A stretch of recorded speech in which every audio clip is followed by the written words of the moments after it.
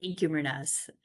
Yeah. All right, we'll get started and he'll join us. Megan O'Rourke. Okay. Hi, everybody. Welcome to the last session of the conference. Really glad that you've been with us this whole time and that you're here for this last great session. I'm really interested in cloud storage or of our storage. This is something that comes into my daily life all the time. So I'm excited to hear more about this topic. So today we have Kevin Kettner and Casey Schacher, and then pretty soon we'll have Rushabh Vora with us. They have a pretty long presentation with lots of great information, and we want to make sure that we have time for our questions. So I'm going to turn it over to them. But if you have questions throughout this session, go ahead and type them into the chat.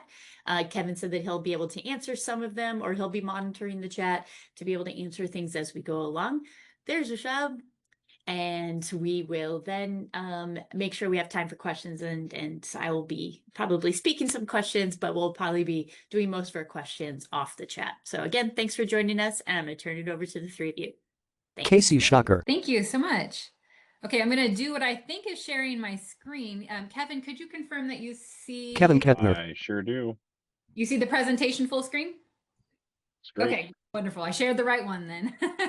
Welcome everyone to a presentation about Research Object Storage S3, which is an on-premise storage service offered out of DoIT. My name is Casey Schacher, and I am the research storage lead for a unit within DoIT called the Research Cyber Infrastructure. And I am joined by a couple of my colleagues. Kevin, could you introduce yourself, please? Yeah, I'm Kevin Kettner. I'm the lead for enterprise storage and data protection at DoIT. Rushabh Vora. Hi, I'm Rushabh, and I was the former RCI project assistant and current UW-Madison alumni. And yes, I'm looking for full-time data analyst and data scientist role as well. Casey Schacher. I can vouch for him. Optional setup activity. Okay, so today we have a full schedule. We're going to give a brief overview of the storage services offered through DoIT, as well as focus in on the research object storage service particularly. And after that, I would say the heart and soul of this presentation are going to be the demonstrations that Kevin and Rushabh are going to do. So Kevin's going to show you how to interact with research object storage using a free file browsing application called Cyberduck. I believe, Kevin, did you go ahead and put that chat in the chat, the link in the chat? Okay. I put that in there, and a lot of this presentation is designed around the research object storage, but you can use it for non-research things too. Casey Schacher. Very true. So if later during the demonstration you're wanting to follow along, I encourage you to go ahead right now and download the Cyberduck application so that you'll be ready to go when Kevin takes over. And then Kevin's going to pass it off after that to Rushabh, who's going to do a demonstration on how to interact with research object storage using a Python library called Bodo3. Very cool stuff. But before we get there, let's talk about what are some of the research storage services offered through DoIT. Many of you might already be familiar with Research Drive, which is secure shareable data storage for researchers. Some of you might also be familiar with the departmental equivalent to Research Drive called Shared Drive. And so Shared Drive and Research Drive share the same backend infrastructure, the hardware, but they're configured on the front end for different use cases. For Research Drive for researchers, and then for Shared Drive, departmental or unit use cases. We also offer a service called Globus, which is a data transfer and management tool. I'll talk a little bit more about that at the end, but the majority of this presentation is going to be focused on that third bullet that I skipped over, Research Object Storage, which is a storage service that we just rolled out last year. It's great for archiving and automation. There is a departmental equivalent called Object Storage, and I'll kind of go over those all in detail. First, though, let's talk about Research Drive. So Research Drive, I wanted to talk about Research Drive because one of the main questions I get is, can I get research object storage if I already have Research Drive? And the answer is yes. We actually require Research Drive, people to have Research Drive in order to get research object storage because they're complementary storage services. They're not competitive. And so they have different use cases. They're meant for different things. And hopefully by the end of the day, you'll have a pretty good sense of what those are. But It is secure. It's fully compliant for restricted data. You can also share it. It doesn't have some of the nice collaboration features of something like Google Drive, where you can use Sheets and Google Docs and things. We don't have that, but you can share your research drive with your lab members so that you have a shared storage space. And the storage service offers 25 terabytes of no-cost storage. That means free storage to eligible researchers. And eligibility means basically tenure-track faculty members, research professors, or a special class of academic staff called permanent PIs. There's only about 50 on campus. There are a bunch of other people that perform research on campus that don't fit into those 3 titles. And if any of them are what we call lead PIs, now PI stands for principal investigators. It's a specific role that people serve on funded research. If somebody is a lead PI but don't fit into those 3 categories, there is a path towards eligibility for them. And they just need to fill out a separate form, which allows them to describe their research program, and we can approve them then. If anybody needs to have an account that isn't a lead PI or a tenure track faculty member, we can offer accounts to any permanent staff member. It would just be fully billed. So for anybody that's on a fully billed account or have kind of exceeded their 25 terabytes of free storage, people are going to be paying $120 per terabyte per year for that additional storage. Storage and drive. All right. We've onboarded already about over half of eligible researchers on campus. So we have over 1,300 PIs onboarded into Research Drive. Research Drive came out in about 2019. So it's been around quite a bit longer than Research Object Storage, which we rolled out to campus late last year. Collectively, those PIs are storing over 8,600 terabytes of data across the 2 storage services. Diverse data needs. So another question that I commonly get is why? Why did you create this storage service when we already have Research Drive? Well, this is the answer. It's because our original goal with Research Drive was to meet about 80% of users' needs on campus. We really wanted to catch as many use cases as we possibly could with one tool, but we did know at that time that there were use cases that weren't being covered by Research Drive, namely big data users, people that are working with enormous amounts of data. And I just want to acknowledge the fact that the RISE initiative is going to increase the amount of big data users exponentially in the very near future. And so we were aware then and are continuing to be aware of this growing need for big data storage, compute pipelines, things like that. And so Research Object Storage was born out of our need to grow with that campus growth. Title, Research Object Storage. So Research Object Storage, what is it? It is an on-premise, meaning UW-Madison local hosted S3 object storage service. So when people hear S3, they often think, oh, AWS Glacier, is that the same thing? And so I'm here to clarify, this is not AWS Glacier. This isn't a public cloud storage at all. It's on-premise. However, it is based upon the AWS S3 protocol. And so that's a good thing. The AWS S3 protocol is really popular. A lot of things just speak natively to S3, web applications, instrumentations, Internet of Things devices. And so there's a lot of just native integration already available.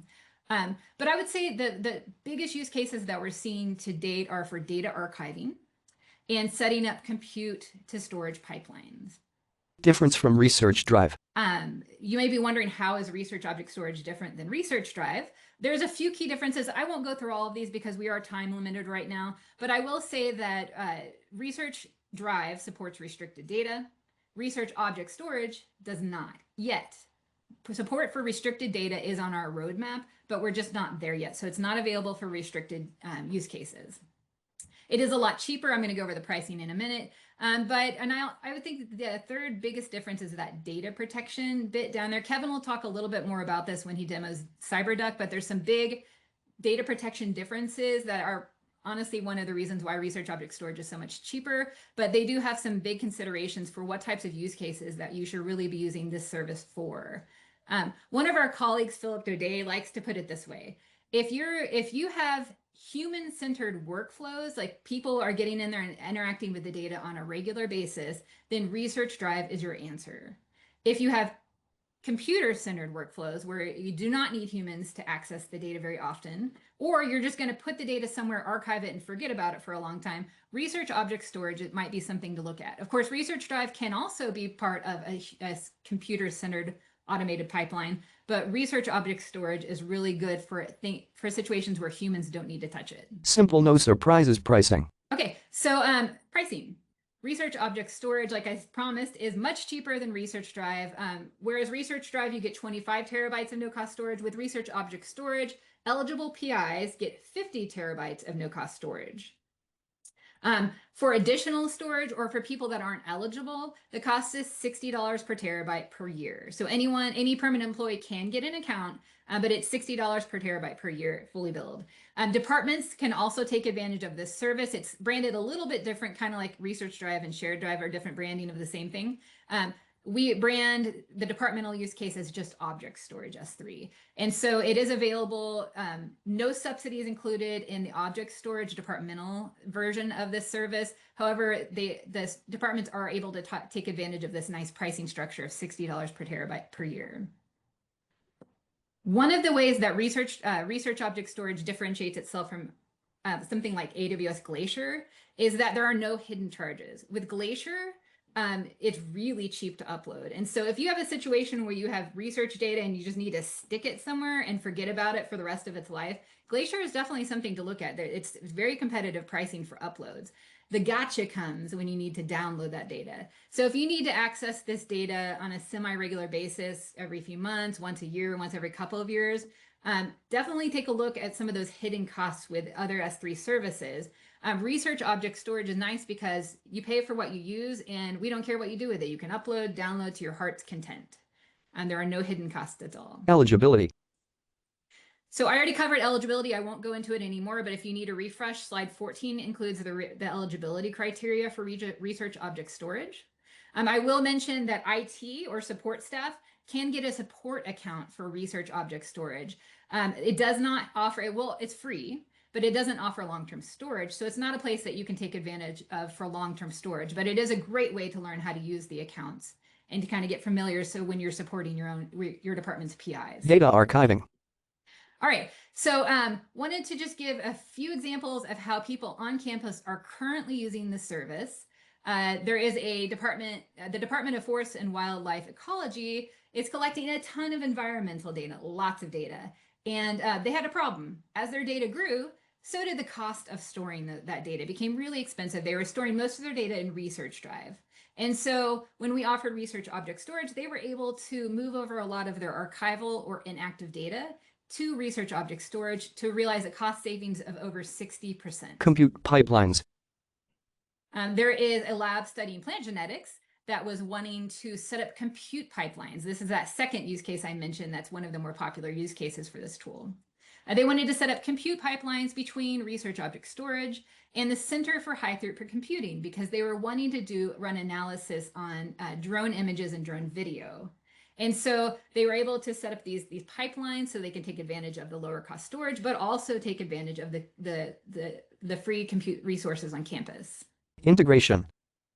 Okay, so the Sound Forest Lab is another example. They're an example of application integration. So this is a really cool application where people from all over the world can upload audio samples, audio recordings of a forest and that type of sound recordings. And so the storage that's underlying this, that stores all the data that's uploaded, that's research object storage. Static data hosting.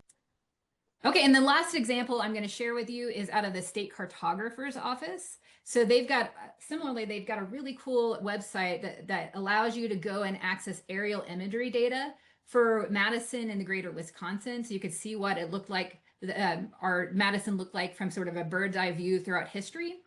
And all of those images are stored in research object storage, but they've built this application on top of it that allows the public to access the images. Globus. Okay, so the last thing I'm going to talk about is Globus. A lot of people are using Globus. It's a very popular data transfer tool that allows you to transfer data from point A to point B. And it also is a tool that's commonly used to set up automated pipelines. And so one of the big questions I get on a regular basis is there support for research object storage in Globus? And my answer is kind of. So we currently have temporary Globus collections set up for research object storage. And you can see the temporary collection name listed here in case you're interested to use it with your research object storage account. It is on the campus access pool, which might mean nothing to you, but Kevin will talk a little bit more about that in a second. This is temporary, meaning that it eventually will be replaced, decommissioned, and replaced by a permanent collection. So we don't encourage anyone to set up automated workflows using this temporary collections, because in the future that will break. We'll notify people before we do this, but those automated workflows would break and would need to be redone. So we don't encourage that. Also, we have no high assurance collection support. High assurance is for restricted data. Makes sense because we haven't rolled the service out yet for restricted data. So that's the end of my piece. I'm going to pass this over to Kevin. Kevin Kettner. Hello. So I'm going to do a little demo with Cyberduck. I put the stuff, the instructions to download it and some keys into chat. And now I'm going to do that again. And I'm going to put my entire little slide notes so you can know what I'm going to talk about. And if I forget anything, you can remind me. I'm going to share my screen. I've got a little VM that I created to do this demo. Cyberduck program opens.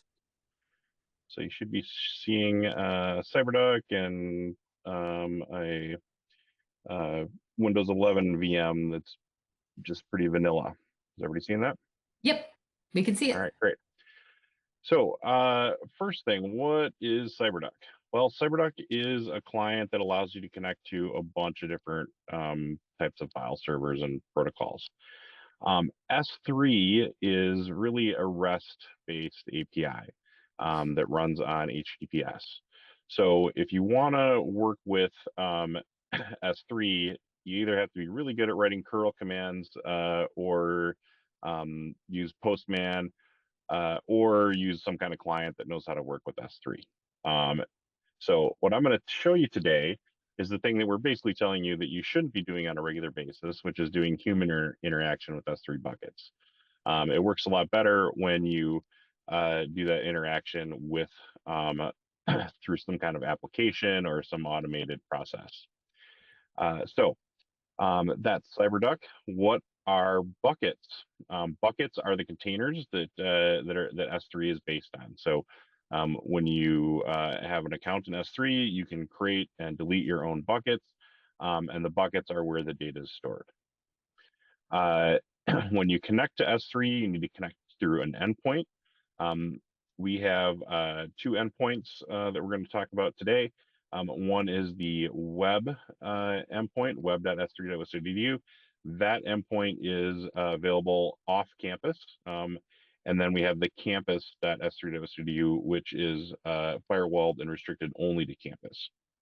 So if you have data that's more sensitive, that's where you're going to want to store that and not, and it has a little bit more protection than the website does. The next thing is what are keys. So in order to connect to a bucket, you will need to have a key to access it. The key, it's made up of an access key ID and a secret access key, and those are like a username and password for the bucket. A lot of times these will be something that you'll just configure in an application that talks to S3, but sometimes you need to know them so you can connect it with clients like Cyberduck or whatever.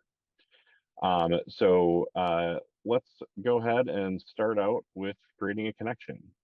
So I've got Cyberduck running here, and this is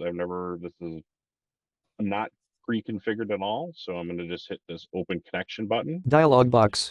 Then I'm going to choose from this protocol list at the top, Amazon S3. And then I have to type in my server. Don't worry about HTTPS, that'll just fill in automatically. So I'm going to put in web.s3.wisc.edu. Open connection dialog box. Then I need my access key and secret access key. s3info.txt.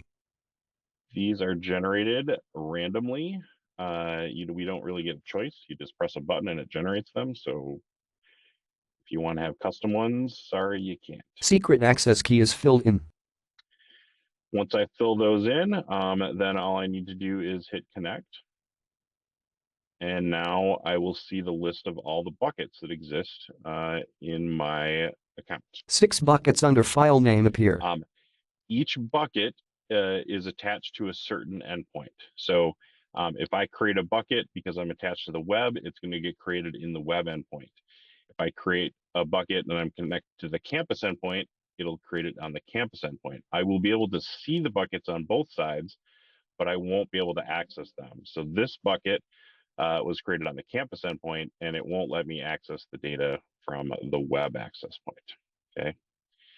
So let's go ahead and create a bucket. I'm going to move through this stuff pretty fast. Amazon S3. But we may be able to have some extra time at the end if you want to see some stuff again, and please feel free to play around with this, create your own buckets, and do whatever you need to as we go.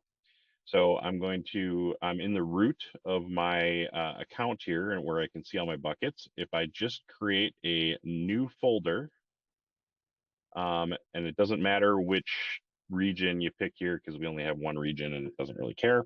So if you create a bucket, please append something like your net ID so it's unique. Every bucket in the system has to have a unique name. So I'm going to put in Kettner dash demo dash 1. Hit create, and now I have a bucket.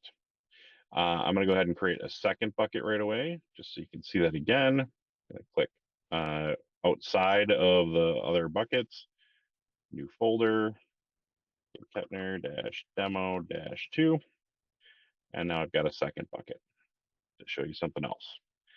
All right, so now I've got 2 buckets created. If I want to upload files, I can just kind of browse through this. You can either like use these arrows, or the best way to do it is to double click, and then now I'm inside of that bucket. So if I want to upload a couple of files, I can drag and drop them. So I have this demo folder here. I'm going to upload these 2 files directly to the root of the bucket, and now they are uploaded.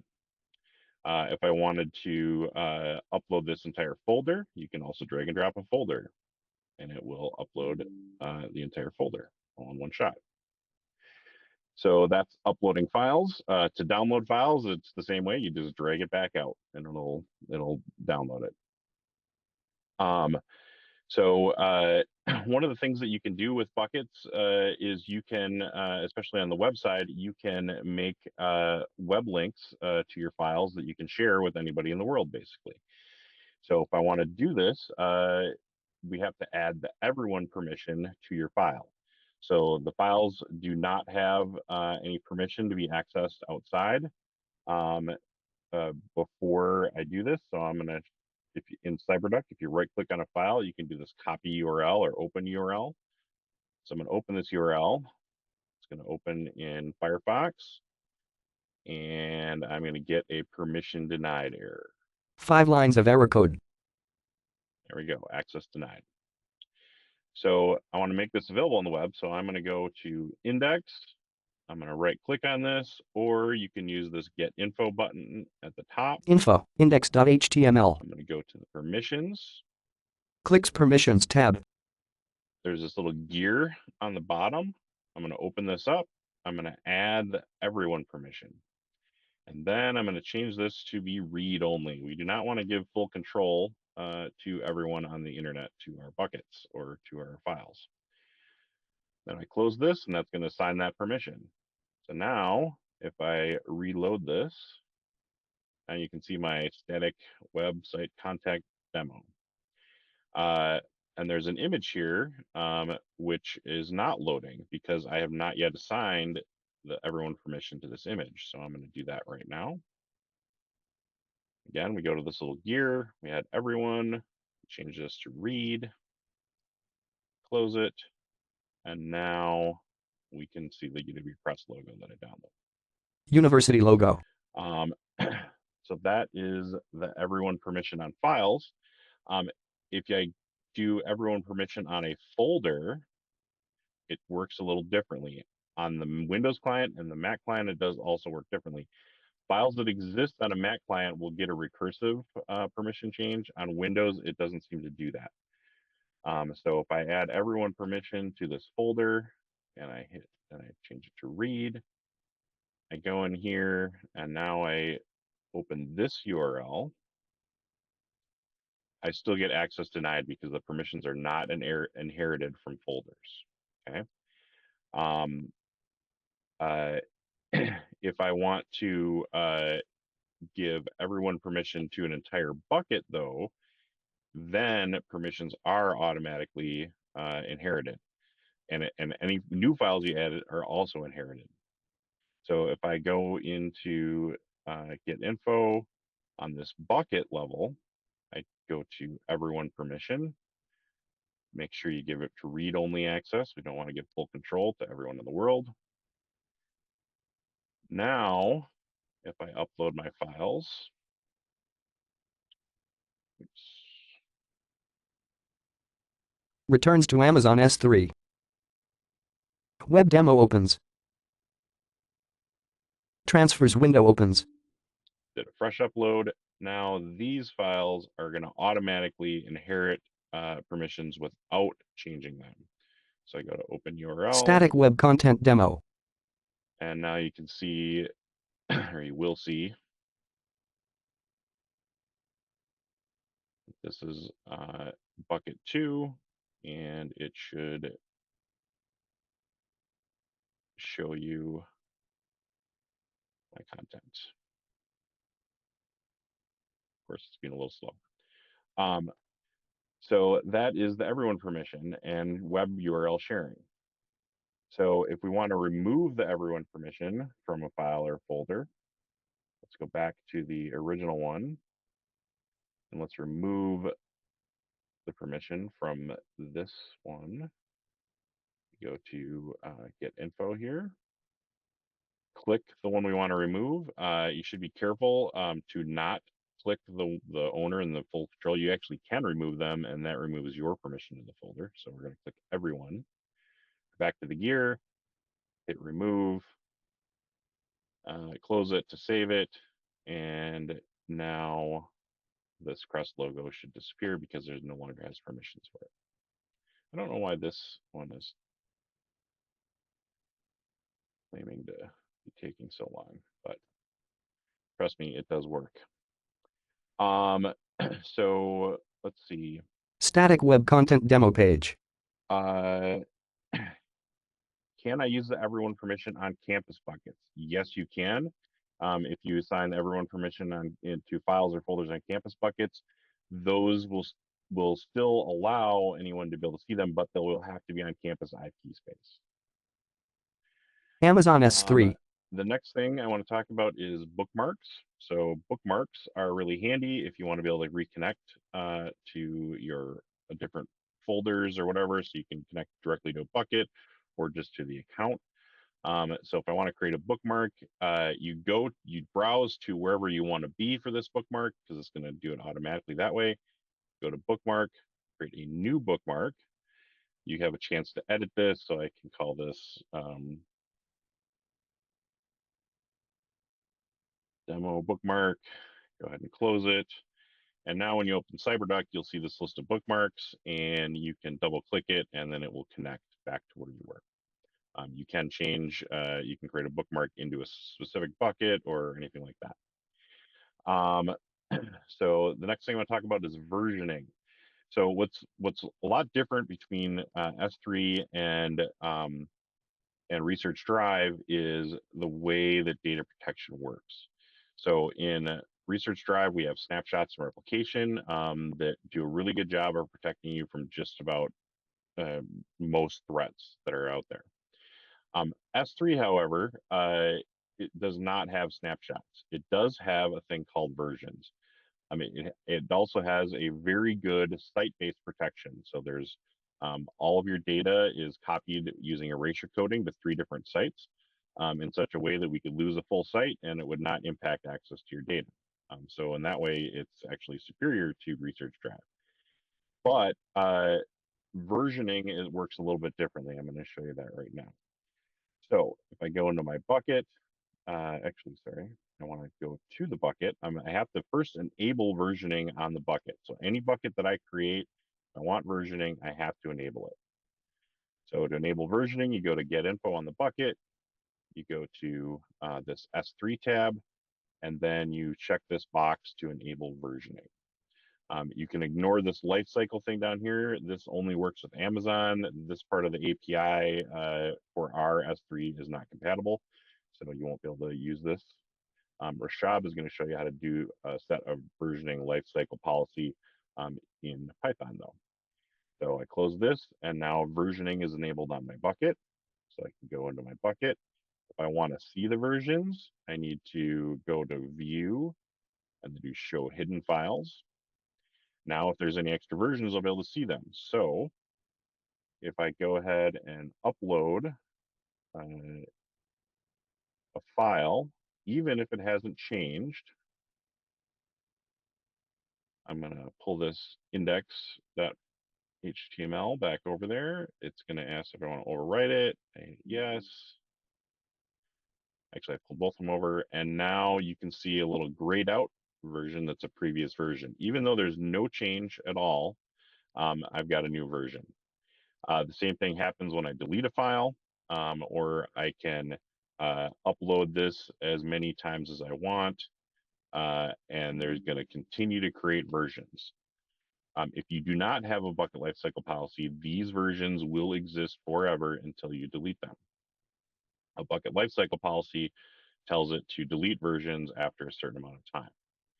So if you need to revert to a version, so I made a change to my index.html and I don't like it, you can right click on it, you can go to that version, you can hit revert, and then it will make that the new current version. You can see the time updated here, and it will keep the version that you didn't like along with all your other versions. So now I have 4 versions of the same exact index.html file.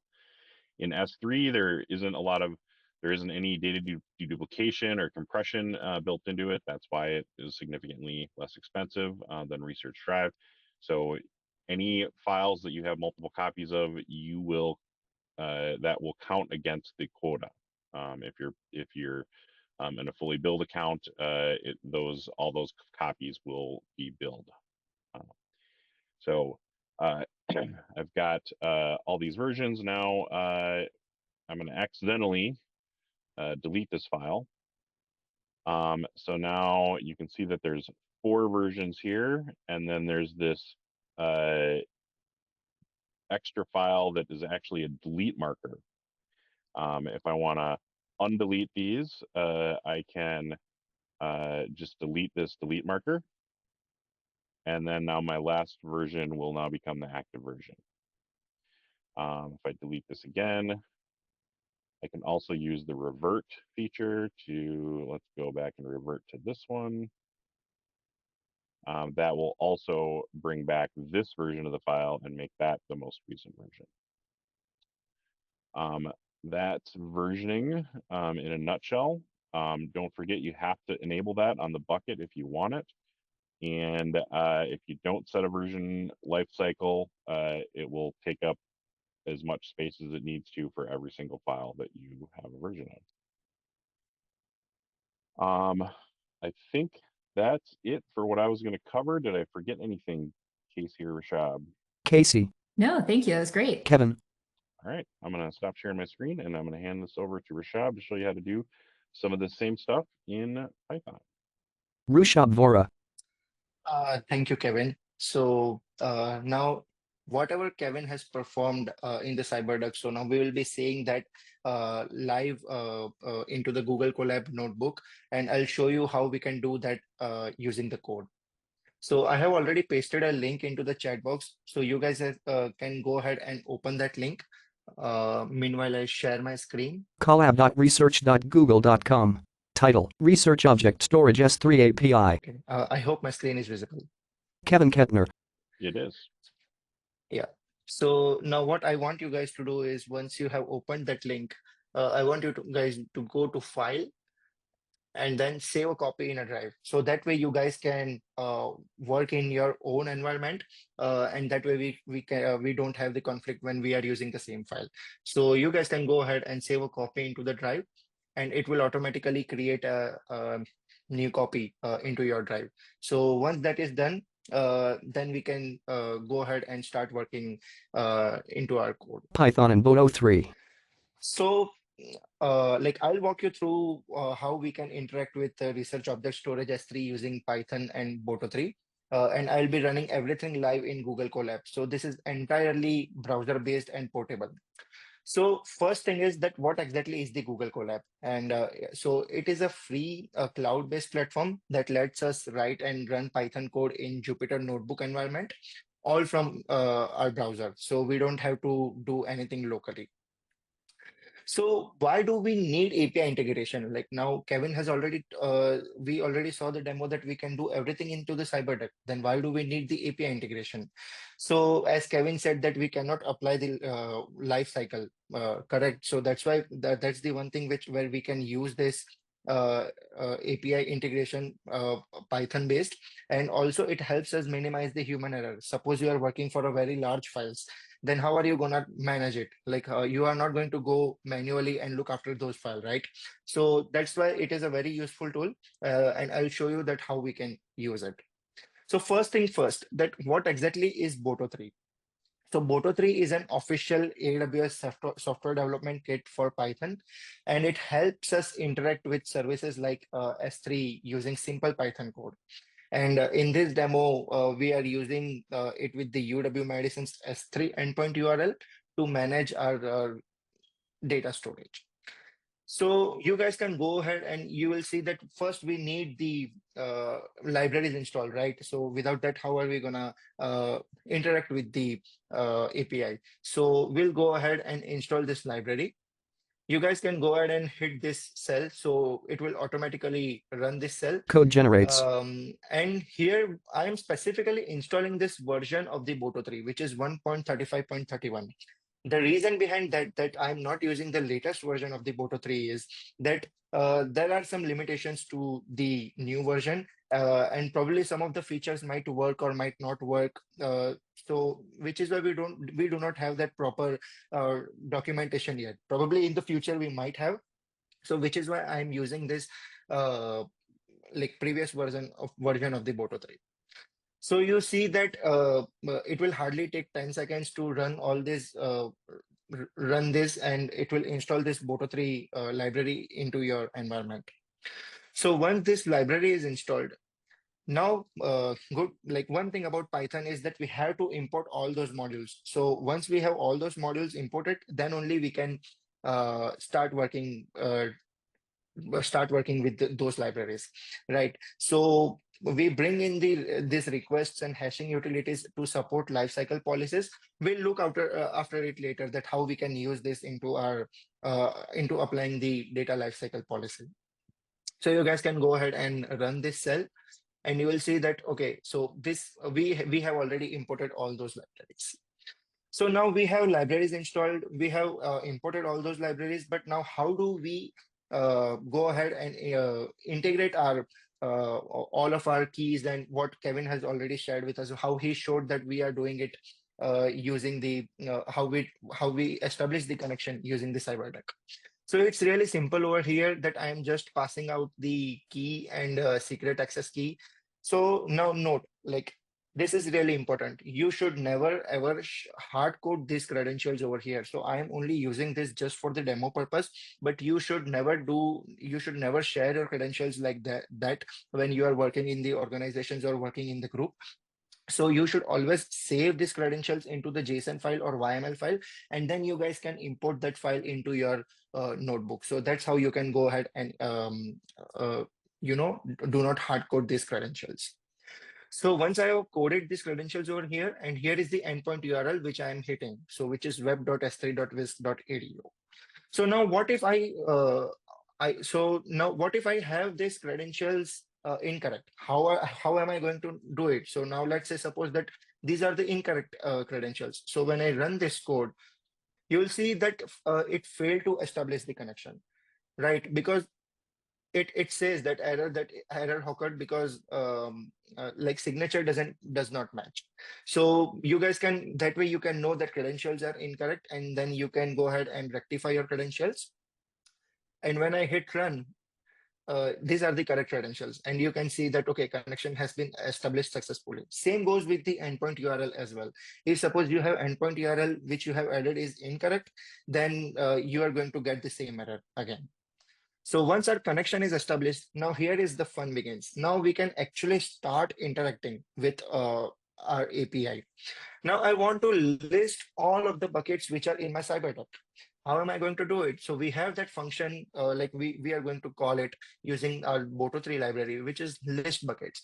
And this will help us list all of the buckets which are present in our Cyberduck.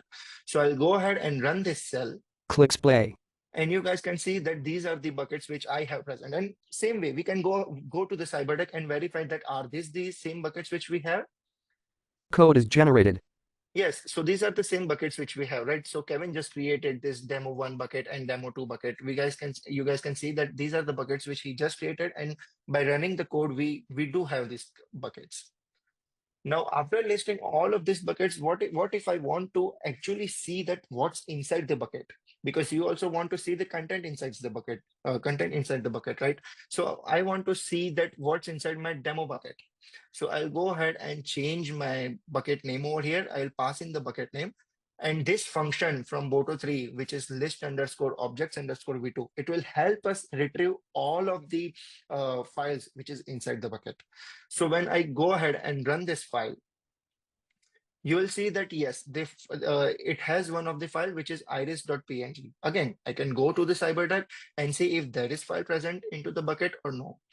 So here is the demo bucket, and when I go into that bucket, now again, one thing I want to let you know that the Cyberduck which I'm using, this is the Mac version. So don't get intimidated that you have the different kind of UI which you are looking if you are using the Windows. So this is going to be different. So now you can see that, okay, so here is the iris.png file, and we also saw that using the code as well. Now, what if there is some buckets which doesn't have file? Now, if let's say that this bucket, it doesn't have any files, right? So if I go ahead and run this code, it will say that no files found in this bucket. So that's an activity for you guys. You guys can go ahead and try it out. You guys can create your own bucket. Now we'll see that how we will create our own bucket and see that what if we have content within that file or not. So now let's say you want to create a new bucket. Now we have that function into the Boto3, which is create underscore bucket, and this will help you create bucket. So I have called the function 2 times, and I'll let you know that why am I calling it 2 times. So I want you guys to go ahead and change your change with your net ID. I'm using my net ID over here, so you guys can use your net ID. But yes, one thing is that it has to be unique across all the S3 accounts. So which is why I'm telling you to use your net ID so that there is no conflict. So when I run this, you'll see that these buckets have been created. Now, again, I'll go ahead to Cyberduck and verify that are these buckets created. I'll go ahead and refresh, and you guys can see, yes, bucket 2 and bucket 3, which I just created, I can see it in the Cyberduck. Back to code window. So once these buckets are created, now what if I want to delete some bucket? Now I want to delete a bucket, which is this bucket. Now I don't want that bucket. But one thing about bucket is that you can only delete a bucket when it's empty. You cannot delete a bucket when it has content within those buckets, or you have objects within those buckets. So when I go ahead and hit, oh, I'm getting an error. So what is the error? Oh, so the error is that the specific buckets does not exist. Yeah, that's true, because I guess I can go ahead and verify that do I have that bucket? No, I do not have that bucket. So I can go ahead and rectify and I can pass on my appropriate bucket name over here. So I want to delete this bucket, which is 3. And I will go ahead and provide this appropriate bucket over here. And yeah, see that there were no files found and the bucket was deleted successfully. And I can go ahead and verify over here, and you can see that you will find no bucket over here. So now what I want you to do is I want you to uncomment this cell. You can just remove the hash over here and try to run this file and see what happens. So this has the files. So it will first delete the files within that bucket and then delete the buckets. So that's what this code does. Uploading. Now, what if I want to upload a file to my buckets, right? So as we are using the Jupyter, like Google Colab, we will be using the local files within those Jupyter notebooks, right? So here we have this local files over here, and it has the sample data over here. So we can go ahead and use any of these files which I want to upload. Let's say that I want to upload this file to my bucket. So I want to upload it to my second bucket, the bucket which I just created. Now here is the local file. I am providing the local file over here, and this is the bucket name. So this is the bucket which I want to upload my files to, and this is the name of the file which I want to keep. Now we'll see that how it goes. Now I'll go ahead and run this code. It will take a little time because it's a bit larger file. And you see that yes, like the file has been successfully uploaded to this bucket. I'll go ahead to Cyberduck, and again I can verify this. You guys can drill down to this, and you will see that, oh yeah, so this the file has already been uploaded. Now, what if I want to download some file from the bucket to my local file? So we also have that function in the Boto3, which is download files. But again, you are providing the bucket name. You're providing bucket name from which bucket you want to download the file. So I want to download the file which is within this campus research data, which is my bucket name. And I want to download this file. And this is the path where I want to download this file. So you will see that this file will be uploaded over here. So you guys can go ahead and run this cell. When you run this cell, you will see that it will extract, it will go ahead and get this file downloaded. So I can go and refresh over here. And when I refresh, you can see that, okay, here is the file which I just downloaded from my bucket. Now, as Kevin showed us that we can do versioning, right? Now, what exactly the versioning is? So enabling versioning in S3 allows you to keep multiple versions of an object. So it protects against the accidental deletes or overwrite. So which is why I'll go ahead, and here is the status which I am keeping, which is status enabled. And here is the function which I am calling, which lets you enable or suspend the version according to your needs. So I'll go ahead and run this cell, and you will see that yes, version has been enabled to this specific bucket. Now, what if you guys don't want any versioning, and you want, like, let's say you, based on your requirements, now it changed that you want to suspend the versioning of the bucket. So again, I'll go ahead, I'll just change the status of this version, and I'll keep it to suspend. And I'll go ahead and run this code. And yes, so the versioning has been suspended for this bucket. You guys can go to the Cyberduck and verify the same. Lifecycle policy. Now here is my favorite part. So as Kevin told us that this can only be done using the code, and that cannot be done manually. So this function applies the lifecycle rule to your S3 bucket that automatically manages the object storage. So it deletes the current version, current object after 60 days. You can set your days as per your requirements. So here I'm setting it 60 days. What if you want those files to get deleted after 120 days? You can go ahead and change that as well. What if you want to delete it after 30 days? You can do that as well. But 60 is the ideal days which I like to keep for my buckets. So I'm keeping it 60 days over here. Now, what if I want to also delete the older versions, right? So older versions, which are older versions can only be deleted like once you have the versioning enabled, right? So based on the XML rule structure, I'll set that concurrent, non-concurrent days, which are 30. So these are the rules which I am setting for my specific bucket. So I can go ahead and run this code. And you will see that yes, so lifecycle policy has been applied. So all of your files or all of your versions that will be deleted as per the rules which you have set. So to wrap up, in this demo, we used Python and Boto3 to interact with UW-Madison's S3 compatible research storage. And we covered bucket operations like file uploads and versioning, and applied lifecycle policies using the XML request. So this setups helps you automate storage management and while maintaining data integrity, and it's very cost efficient at the same time. Thank you. You guys can have any questions, and we can take after that. Casey Schacher. Thank you so much. Yeah, so I believe we're open for questions at this point. Megan O'Rourke. All right. Well, while we wait for some folks to put any other questions in the chat, I don't think I caught like what type of I can sense that for some researchers on campus, a little bit of this could be a bit of a learning curve. What type of assistance can be provided for folks that are just learning how to do to manage their data in this way? Casey Schacher. Oh, great question. So our team is a small team that serves thousands of PIs, but we are available to offer advice and assistance. However, I would say that your first stop for getting support is going to be your local IT. Local IT have been kind of briefed on the service and might be able to offer you some assistance that either we don't know about or we're not capable of given our small size. However, for instances where local IT either isn't available or needs some additional support, feel free to reach out to us. I'm going to put our support email address in the chat. And that's researchdrive@wisc.edu. That when you email that will submit a ticket to our ticketing system. Megan. That's really helpful. Kind of along the same lines, is there a community of practice of PIs or graduate students that are using these services? Not that they don't need another thing to do on their plate. Casey Schacher.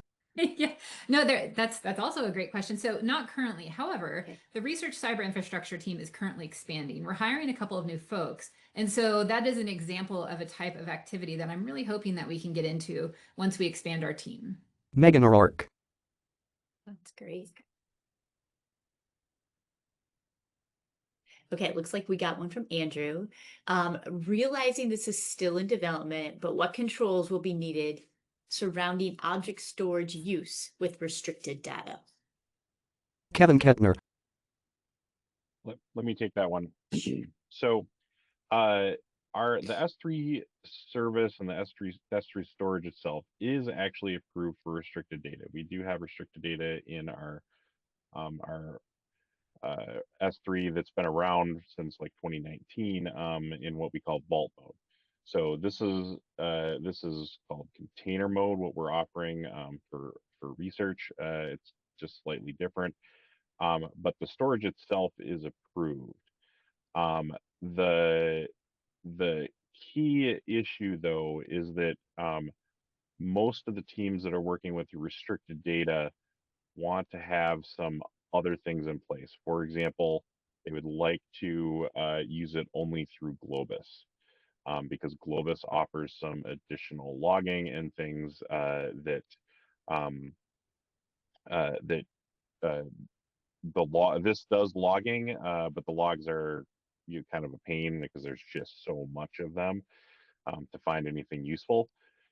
But the logging does exist. Globus has much better logging. Globus actually has NetID authentication, so you can see who's logged in and who's doing what with your restricted data. So we're kind of waiting for our new Globus hire to get our Globus stuff set up in a better state so that we can roll this out for restricted data. So that's kind of what we're waiting for. It's not that you can't, it's just that Globus is going to be a better situation for restricted data in S3. Megan O'Rourke. Thank you. And there's another question from Daniel.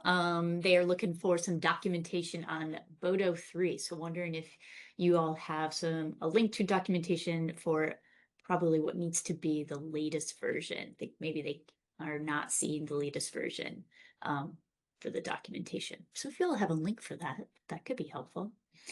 Any other questions that might be out there? I will mention, I think Rushabh forgot to mention it. There is a bug in Bodo 3 right at the moment with our S3. And so if you notice in the collab, Rushabh specified a specific version.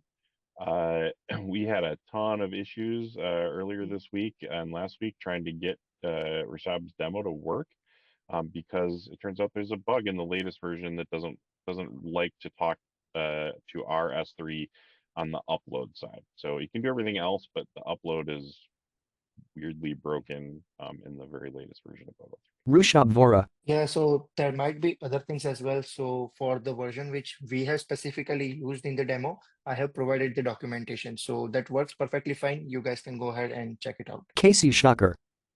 And Rushabh, it looks like you also, maybe you just said that, put the documentation link in the Yes. chat. Yes, okay. Yep, it Yep. is there. Great. Kevin Kettner. I saw Sergio's question about non-degree employees be involved in Oh, yeah. research. So yeah, I mean, technically, I mean, undergrads or anybody can be involved in research.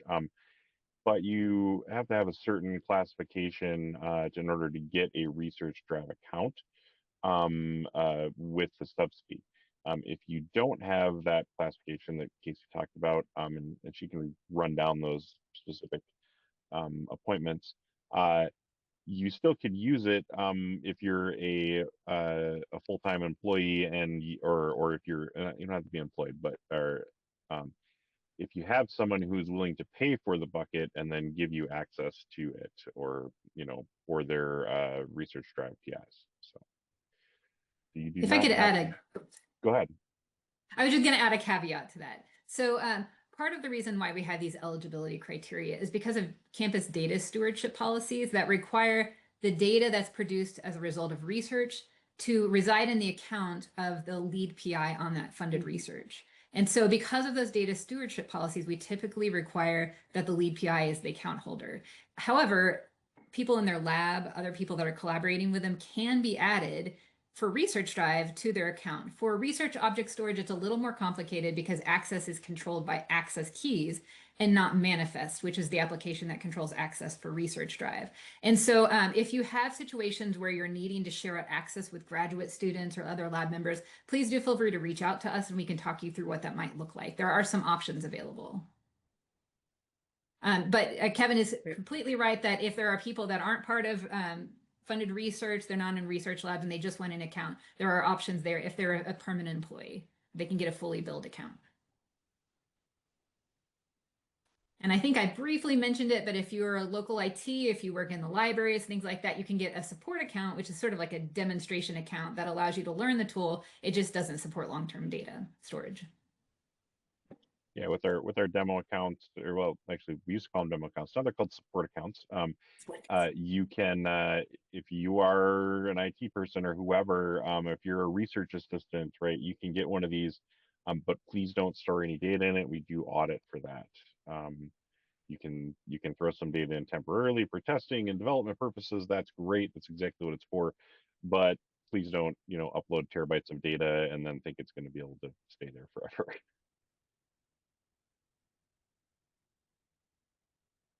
I did forget to mention about deleting buckets in Cyberduck. Rushabh showed you deleting buckets in Python. In Cyberduck, it actually will go and recursively delete all of your files as well. So if you go to a bucket and you delete stuff and it has files in it, it will delete everything. If you delete your bucket, it also deletes all the versions and everything with it. There is no way that you can recover the data after a bucket is deleted. It is permanently gone. So be very careful with deleting your own buckets. Good tip. Any other questions out there? I don't see anything in the chat. Any last words of wisdom that the three of you want to share? Anything that you didn't quite get out in the presentation that you might want to share? I just want to make sure everybody is like, you absolutely can use these keys and play around with this. Like that was kind of the whole point of us doing this demo. I noticed, I don't think I saw anybody create any buckets. So please feel free, go out there, download Cyberduck, create some buckets, upload some data, play around with a little bit, use Rashab's collab, to do some stuff. And I will leave those access as long as I don't see some kind of abuse going on or whatever, until like maybe next week or something. So if you don't have time to do it right now, maybe you can work on it on Monday or something. So just, yeah, please go give it a try. That was kind of the whole point of the demo. So Yep. Very good point. And this session is recorded, so if you want to go back and do the step-by-step by rewatching the recording, that could be really helpful. Rushabh, I think you had your hand raised. Go ahead. Yes, so I would like to mention one more thing, that whatever I have showed you into the demo, so this is just the the limited version of what I have shown. So you guys can go ahead and go to the documentation and see that what other things which you can do with the Boto 3. So these are the basic things which we do, but there are several other things as well where you can just learn about the functions and play around with that. So that might be really helpful. So you can just explore the documentation. So other things that might be helpful for you. That's great. Thank you so much for the three of you. It looks like we're at time. For everybody who joined us, I shared in the chat a link to the survey for the conference. So if you have a minute, please fill that out. I'm sure you'll get lots of emails about it later on in the coming days. But take a moment while it's still fresh in your mind and complete the survey for the conference. Thanks everybody for joining us and joining the session. And a huge thanks to our three presenters. Super great information. And I know folks will probably be following up with you in your office. So yeah, thanks and have a great weekend, everybody. Kevin. Bye. Thanks. Thank you. Bye.